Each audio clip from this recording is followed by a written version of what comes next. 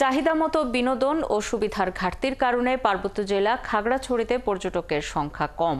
অভিযোগ পর্যটকদের।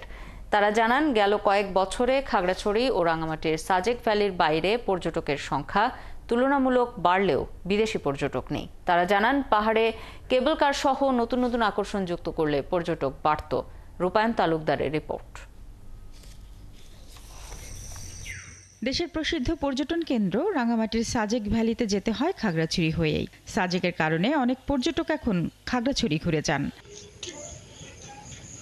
অনেক পর্যটকের কাছে খাগড়াছড়ি আলুটিলা পর্যটন কেন্দ্র, জেলা পরিষদ হর্টিকালচার পার্কে নয়নাভিরাম লেক, ঝুলন্ত সেতু, জেলার মায়াবেনী লেক, পানছড়ি অরণ্য কুঠির, দেবতাপুকুর সহ বিভিন্ন পর্যটন কেন্দ্রগুলো অনেক পছন্দের। এইখানে দেখার মতো ওইরকম কিছুই নাই, বাচ্চাদের খেলার জায়গা ওইরকম সুন্দর কিছু নেই, যার কারণে আইসা তেমন একটা কিছু উপলব্ধি করতে পারি না। ভালো কিছু দেখতে তো আসে আমরা পাহাড়ে, আইসা যদি দেখি যে না 10 বছর আগে যেটা দেখে গেছি এখনো এটা, আগামীতেও এটা আপডেট করতে হবে। তো এগুলো কিছু কিছু জায়গায় একটু অনিয়মের ছাপ দেখা গেছে, যখন হয়তো একটু পরিষ্কার ভাবছেন বা মেনটেন্যান্স করা হয়নি।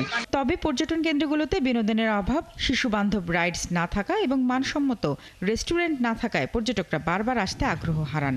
অনুমতি জটিলতায় বিদেশি পর্যটক তো শূন্যের কোটায়। খাগড়াছড়ি ডিস্ট্রিক্টে অনেক কিছু দেখার মতো, অনেক কিছু উপভোগ করার মতো কিছু কিছু পর্যটন স্থান আছে, যে এগুলোকে আমরা যদি আরও নান্দনিক কিংবা নন্দিতভাবে যদি করতে চাই, আমাদের এখানে প্রচুর পরিমাণে পর্যটকগুলো আসবে। কেবল কারের যে ব্যবস্থা করা যায় এবং মায়াবিনী লেক আছে, এটা যদি আরও কিছু দেখার মতন একটা সৃষ্টিশীল প্রাকৃতিক অনুযায়ী করা যায়, তাহলে আশা করি খাগড়াছড়িতে যারা স্পটে ঘুরতে আসবেন তারা আনন্দিত হবে এবং শুধু সাজেক কেন্দ্রিক হবে না, আশা করি খাগড়াছড়িতেও থাকবেন বলে আমি এটা আশা করি। এদিকে সংশ্লিষ্টরা চিত্ত বিনোদনের সুযোগ বাড়ানোর পাশাপাশি আলুটিলা থেকে জেলা পরিষদ পার্ক এবং দেবতাপুকুর পর্যন্ত কেবল কারের ব্যবস্থা করা সহ পর্যটন কেন্দ্রগুলোর আরও পরিকল্পিত উন্নয়নের দাবি জানান। কেবল কার, যেমন বড় শিশু পার্ক, এই ধরনের বিনোদন কেন্দ্র করা খুবই প্রয়োজন।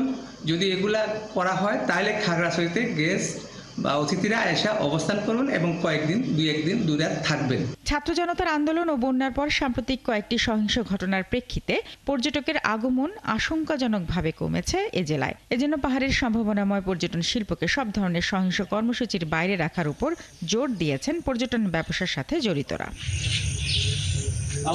শারমিন স্বপ্না, ৭১।